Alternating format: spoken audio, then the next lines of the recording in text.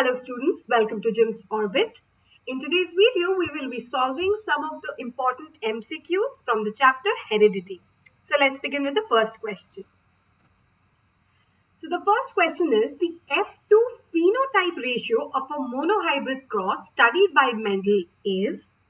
So अब जब भी आप कोई भी MCQ solve कर रहे हो, make sure to read every word.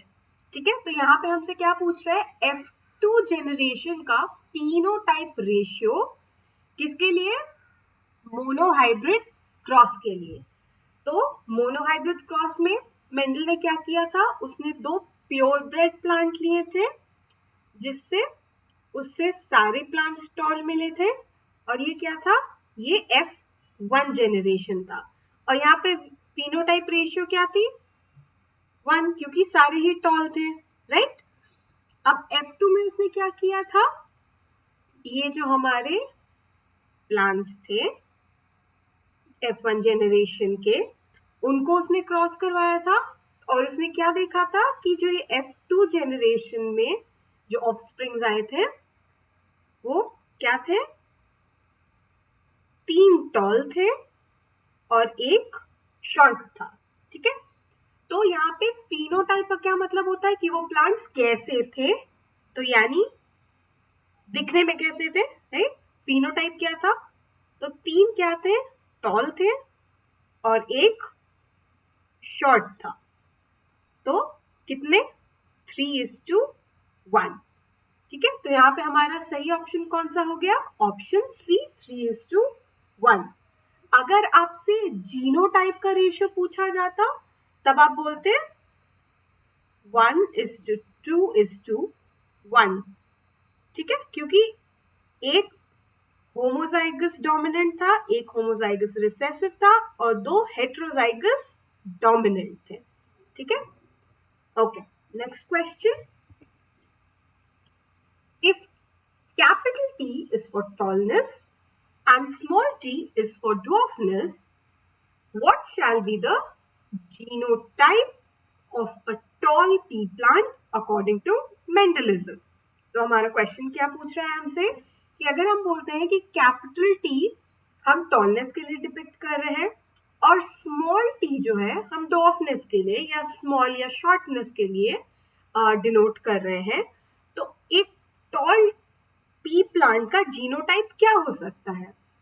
Well, हमें पता है कि according to the law of dominance, even if एक रिसेसिव ट्रेट प्रेजेंट होता है तब भी प्लांट क्या होगा? वो टॉल ही होगा. अगर उसमें 2 रिसेसिव एलील्स होते हैं शॉर्टनेस के, जो कि हमने यहाँ देखा स्मॉल टी ड्वार्फनेस के लिए है, तो ये प्लांट क्या हो जाएगा? ये शॉर्ट हो जाएगा. और अगर उसमें दोनों कैपिटल T है उसके जीनोटाइप में, तब भी प्लांट क्या होगा? टॉल होगा, है ना? तो अब क्वेश्चन क्या पूछ रहा है कि what shall be the genotype of a tall pea plant. Tall किस किस केस में हो सकता है? इस केस में भी हो सकता है जहां ये क्या है? Heterozygous dominant. ठीक है, ये है हेटेरोजाइगस डोमिनेंट. और ये वाला क्या हो गया हमारा? ये हो गया होमोजाइगस डोमिनेंट. Homozygous dominant. तो इन दोनों ही केस में प्लांट क्या होगा? टॉल होगा, एक्सेप्ट जब उसमें दोनों स्मॉल टी होगा तब वो क्या होगा? शॉर्ट होगा. तो हम यहाँ देखते हैं according to Mendelism tall plant का जीनोटाइप क्या हो सकता है? कैपिटल टी, हाँ. Capital T small T, yes, क्योंकि कैपिटल टी जो यहाँ है वो स्मॉल टी की रिसेसिवनेस को मास्क कर देगा एंड प्लांट टॉल होगा. स्मॉल टी नहीं, इस केस में प्लांट सिर्फ शॉर्ट होगा. तो हमारा सही आंसर क्या हो सकता है? ईदर कैपिटल टी और कैपिटल टी स्मॉल टी. तो यहाँ पर हमारा सही ऑप्शन हो गया option C. Let's move on to the next question. अच्छा, ये है हमारा 2 ट्रेट्स वाला क्वेश्चन. सो ये क्या बोल रहा है कि a yellow and round seeded pea plant has the genotype this capital Y, small y, capital R, small r. ठीक है, तो येलो डोमिनेंट है और राउंड भी डोमिनेंट ट्रेट है. तो अब ये क्वेश्चन क्या पूछ रहा है? The gametes produced shall be option A capital Y small y and capital R small r, capital Y capital R small y capital R, capital Y small r, capital Y capital R small r, या फिर individually y r and r.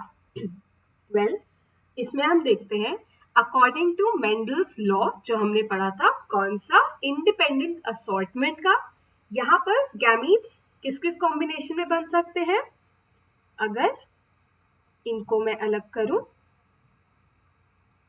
तो ये बन सकता है capital Y and R, capital Y and small r and R and small y and small r. ठीक है, तो ये आपके बनेंगे गैमीट्स, क्योंकि ये दोनों जीन जो है ये अलग अलग ट्रेट्स के लिए है ना. ये आपका डिसाइड कर रही है कलर, ये डिसाइड कर रहा है सीड शेप. तो जब ये असॉर्टमेंट होगा इनका, जब ये सेग्रीगेट करेंगी, ये एक दूसरे से इंडिपेंडेंटली करेंगी लेकिन अलग अलग नहीं होंगी. यानी आपकी ये इस तरह से जो गैमीट्स हैं, सॉरी, वो इस तरह से इंडिविजुअली नहीं बनेंगी, वो बनेंगी कॉम्बिनेशन में. ठीक है, क्योंकि यहाँ पर दो ट्रेट्स इनहेरिट हो रहे हैं, तभी इसकी बेसिस पे हमें हमारा कॉम्बिनेशन मिलता है. ठीक है, अगर इसको मैं यहाँ पर डाल दूं small y capital R, small y small r, तो ये कंबाइन करके डिफरेंट कॉम्बिनेशंस बनाएंगे जिसमें हमें मिल सकते हैं green and wrinkled, green and round, yellow and wrinkled and maybe yellow and round. तो ये सारे कॉम्बिनेशंस हमें मिलेंगे on the basis of these gametes. ठीक है, तो यहाँ पर हमारा ऑप्शन कौन सा है? एक साथ y एंड r अलग हो रहे हैं? नहीं. क्या इस तरह से हो रहा है हमारा? राइट, इसी तरह से हो रहा है ना. तो ये हमारा ऑप्शन भी सही है. क्या कैपिटल Y और कैपिटल R एक साथ बन रहे हैं? नहीं, ऐसा भी नहीं है, तो ये भी गलत है. क्या ये इंडिविजुअली अलग अलग जो हमारे अलील्स हैं वो अलग हो रहे हैं? नहीं, ऐसा भी नहीं हो रहा है. तो हमारा करेक्ट ऑप्शन क्या हो गया? हमारा करेक्ट ऑप्शन हो गया option B. Moving on to the next question. If in a human a sperm is 22 plus Y. ये 22 क्या है? ऑटोसोम्स, और ये क्या है? Sex chromosome. Fertilizes an egg, यह हमारी ovum, which is 22 plus X autosome plus X sex chromosome. Then the sex of the fetus shall be what? ये क्वेश्चन हमारा किससे है? सेक्स डिटर्मिनेशन टॉपिक से है. तो ये क्या बोल रहा है कि हमारा जो स्पर्म है वो कैरी कर रहा है Y. ओवम में क्या है? Ovum is X. तो जो फीटस होगा, जो ऑफस्प्रिंग होगा, उसका सेक्स क्या होगा? उसका सेक्स होगा X एंड Y. और XY किसमें पाया जाता है? मेल्स में. ठीक है, तो हमारा करेक्ट ऑप्शन क्या है? Option A male. फीमेल नहीं, फीमेल में X होता है. ईदर मेल और female, no, this is also incorrect because males में XY होता है, फीमेल में XX होता है.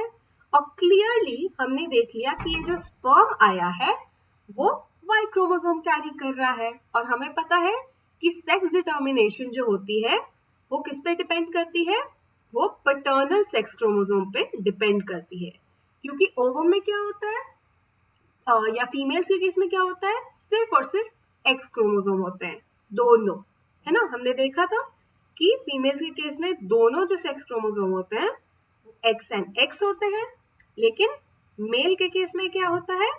X एंड Y होता है.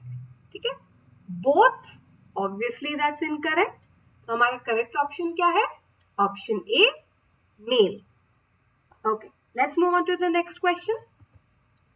A zygote which has an X chromosome inherited from the father will develop into, अब यहाँ पर ये क्या पूछ रहा है? अगेन सेक्स डिटर्मिनेशन का क्वेश्चन है कि एक जाइगोट है, ठीक है, उसमें क्या है, उसको जो एक्स क्रोमोसोम आया है, जो स्पर्म था वो एक्स क्रोमोसोम कैरी कर रहा था, और वो क्या किया, उसने फ्यूज किया हमारे ओवम के साथ, जो कि ऑब्वियसली एक्स ही कैरी कर रहा था।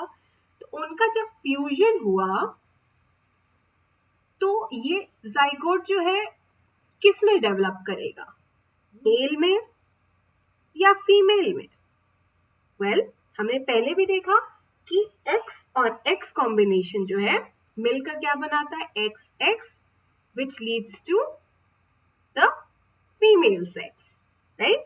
तो यानी अगर एक जाइगोट में एक एक्स क्रोमोसोम जो है फादर से आया है, ओवम एक्स ही रहेगा ऑब्वियसली, तो उससे क्या बनेगा, combination x X, which is what, which is a girl, which is a female. Boy होगा? नहीं। इसके केस में क्या होता, अगर स्पर्म जो है वो वाई क्रोमोसोम कैरी कर रहा होता, ठीक है। अच्छा, ईदर बॉय और गर्ल? नहीं, वेरी क्लियरली यहाँ पर जो एक्स क्रोमोसोम है वो फादर से आया है, ठीक है, तो क्या होगा, हमेशा फीमेल होगी, बॉय नहीं हो सकता। X chromosome does not influence the sex of a child, that is not true.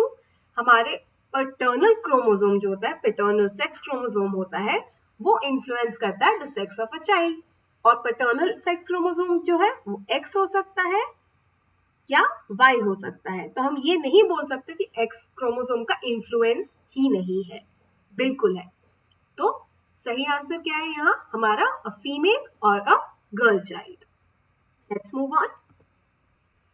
The number of autosomes in a human cell is, ध्यान से आपको ध्यान में रखना है ये वाली बात, नंबर पूछ रहा है ये, इसने पेयर्स नहीं बोला है, ठीक है। तो हमें क्या पता है, ह्यूमंस में क्या होते हैं, 46 क्रोमोसोम्स होते हैं या 23 पेयर्स ऑफ क्रोमोसोम होते हैं।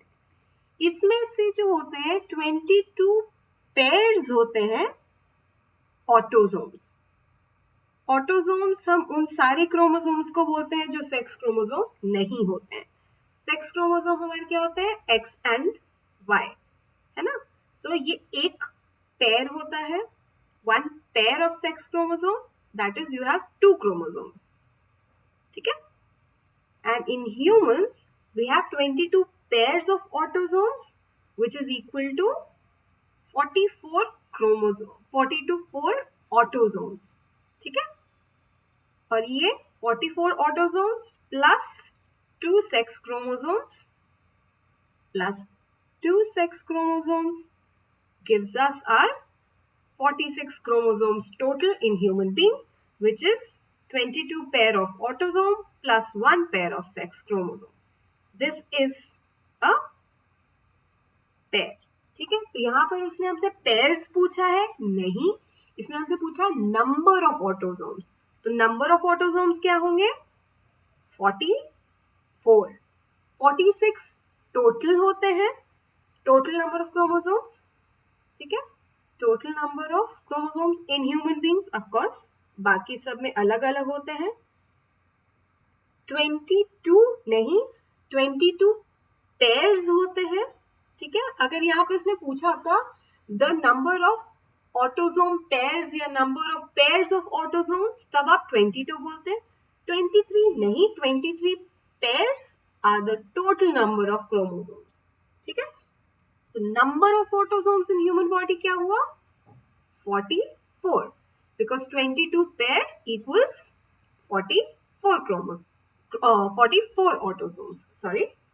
Okay, next question. The process where characteristics are transmitted from parent to offspring is called, क्या पूछ रहा है कि ये जो प्रोसेस है जिसमें कैरेक्टरिस्टिक्स या ट्रेट्स जो हमारे होते हैं parent to progeny pass on होते हैं, उन्हें हम क्या बोलते हैं, वेरिएशन, हेरिडिटी, जीन या अलील? वेरिएशन क्या प्रोसेस है? नहीं, वेरिएशन हम उन चेंजेस को बोलते हैं जो पेरेंट टू ऑफस्प्रिंग में दिखते हैं, ठीक है। फॉर एग्जाम्पल, अगर जो सबसे कॉमन एग्जाम्पल हमारा होता है कि एक बीटल पॉपुलेशन है जो सारी, जिसमें सब में हॉरिजॉन्टल स्ट्राइप्स हैं, ठीक है। अब हो सकता है कि जो नेक्स्ट प्रोजेनी हो उसमें 4 की ऐसी हॉरिजॉन्टल स्ट्राइप्स ही रहे, बट एक में क्या हुआ, वर्टिकल स्ट्राइप्स आ गई मान लीजिए, तो हम इसको बोलेंगे वेरिएशन, ठीक है। जो चेंज आया उसको हम वेरिएशन बोलते हैं। क्या वो हमारा प्रोसेस है जिसकी वजह से ट्रेट्स पास ऑन हो रहे हैं? नहीं। नेक्स्ट टर्म हमारे पास क्या है? Heredity, which is the correct answer. Heredity is the process जिसके थ्रू traits और characters are passed from parents to offspring. ठीक है, traits passed from parents to offspring, और इसको हम बोलते हैं heredity, the process or the phenomenon. अच्छा, जीन क्या होती है? जीन प्रोसेस नहीं होता है कोई, gene is the functional unit of DNA, unit of DNA. Allele क्या होती है? Alleles are the variations of genes या डिफरेंट टाइप्स ऑफ जीन्स, ठीक है। तो ये दोनों ऑब्वियसली प्रोसेसेस तो नहीं है, तो ये गलत हो गए। वेरिएशन सिंपली चेंज होता है from one population to another, तो करेक्ट आंसर क्या हो गया? Heredity. Yes, heredity is the process in which characters or traits are passed on from parents to progeny or parents to offsprings. Next question. Which of the following is not controlled by genes? Again, आपने देखा इस question ने थोड़ा सा tricky कर दिया। क्या किया उसने नॉट डाल दिया। कई बार क्या होता है कि हम बहुत तेजी में क्वेश्चन पढ़ लेते हैं कि अच्छा इसमें से कौन सा है जो जीन्स कंट्रोल करती है। अब मान लीजिए अगर यहाँ पे एक और ऑप्शन होता कि ऑल ऑफ द अबव, तो आप कंफ्यूज होकर ऑल ऑफ द अबव कर सकते थे, राइट। लेकिन ये क्या पूछ रहा है कि जीन्स इनमें से क्या कंट्रोल नहीं करती हैं। तो हमें पता है कि जीन्स क्या होती है हमारी? फंक्शनल यूनिट ऑफ डीएनए, ठीक है। जीन्स क्या करती हैं? जीन्स प्रोटीन्स बनाती हैं, और प्रोटीन्स जो हैं वो पूरी मशीनरी संभालती है जो कि डिफरेंट ट्रेट्स और कैरेक्टर्स को कंट्रोल करती हैं, है ना। Proteins they will control characters, और ये क्या क्या कैरेक्टर्स कंट्रोल करती है? हमें पता है हाइट ऑब्वियसली, है ना, tall gene, short gene, eye colour, yes, in fact हमने ये डिस्कस भी किया था पुरानी वीडियोस में, सॉरी, कि अराउंड, ओहो चलो इसको हम लोग ढंग से लिखते हैं, ठीक है। आई कलर हमने डिस्कस किया था कि there are around 16 genes that are responsible for eye colour, ठीक है। हेयर कलर, ऑफ कोर्स इसमें भी जीन्स इन्वॉल्व होती हैं। जैसे आपने देखा होगा कि अगर आपके मदर के बाल ब्लैक हैं, फादर के बाल भी ब्लैक हैं, तो आप कभी रेड हेड नहीं हो सकते, है ना। तो यानी ये जीन्स ही है जो कंट्रोल कर रही है कि आपके बालों का कलर कैसा होगा। Besides this, there is so much about you that genes control. So in this question, ये क्या पूछ रहा है कि जीन्स इनमें से क्या नहीं कंट्रोल करती है? Eye colour, genes eye colour control करती है। हाइट भी कंट्रोल करती है। Hair colour definitely.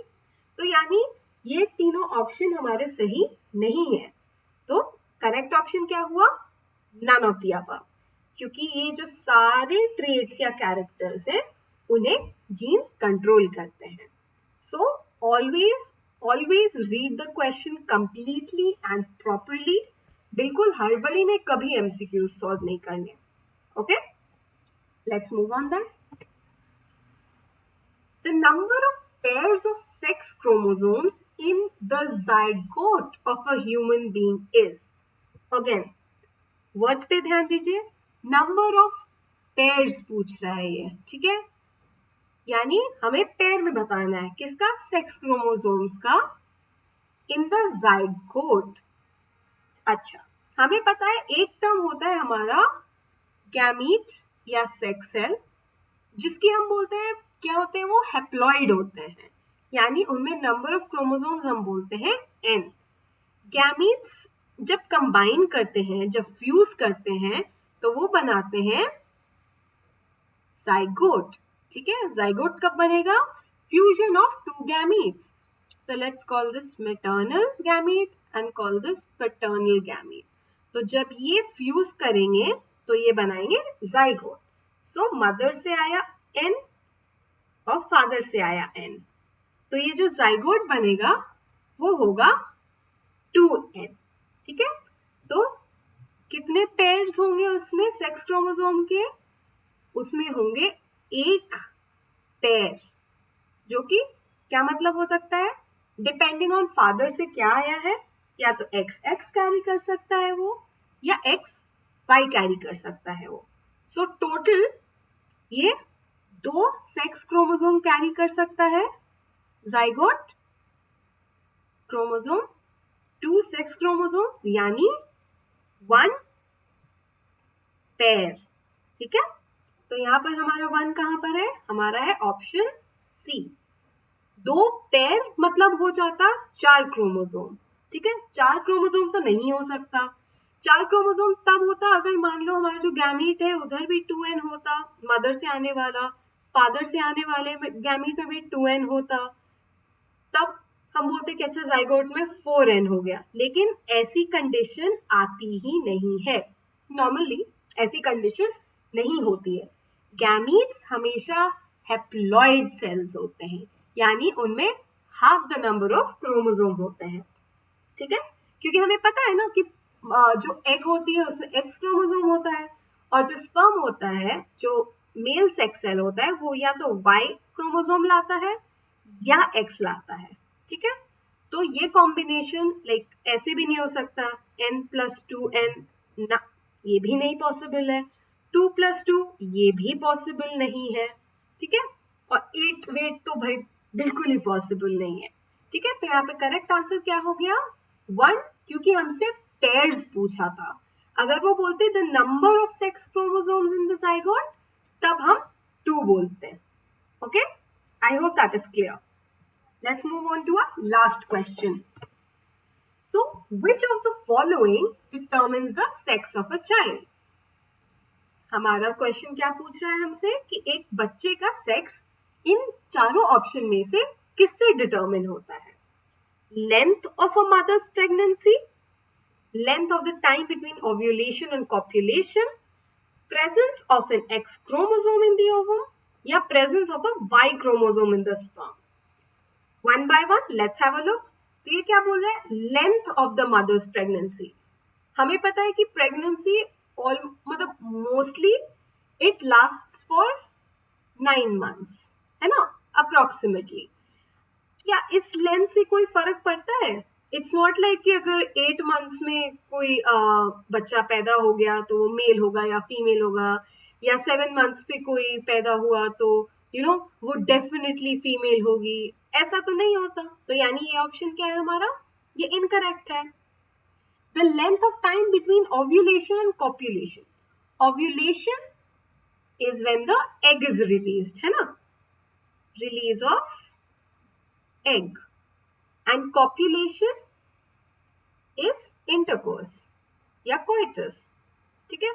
अब इसका भी कोई रिलेशन नहीं है इन दोनों के बीच में, टाइम के between the egg is release and when coitus happens, उसके बीच के लेंथ का कोई रिलेशन नहीं है सेक्स डिटर्मिनेशन से। तो ये ऑप्शन भी हमारा गलत हो गया। नेक्स्ट ऑप्शन क्या है, the presence of an X chromosome in an ovum. अच्छा, अब क्रोमोसोम की बात आई है, लेकिन किसमें, ओवम में। अब ओवम जो है फीमेल से आ रहा है, और हमें पता है कि फीमेल्स में सिर्फ और सिर्फ एक्स क्रोमोसोम ही होते हैं, और वो जो हमारा ओवम रहेगा वो हमेशा हमेशा ही सिर्फ एक्स कैरी करेगा। तो क्या वो तो क्या उससे डिटरमिन हो रहा है कि जो हमारा चाइल्ड है उनका सेक्स क्या होगा? नहीं, क्योंकि फीमेल से तो हमेशा ही एक्स क्रोमोसोम आ रहा है, तो ये ऑप्शन भी हमारा गलत है।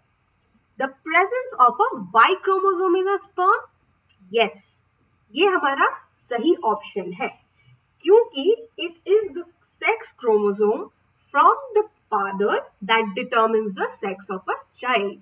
ऐसा क्यों होता है?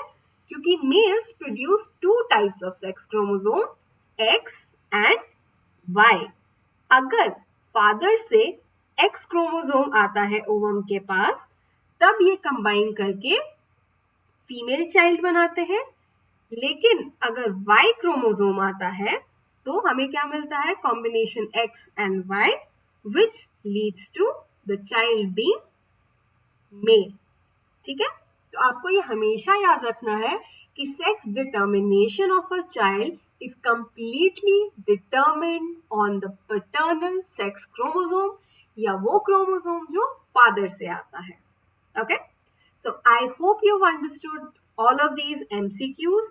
If you have more questions that you want answers to, leave them in the comment section below, and don't forget to like, share and subscribe to our channel.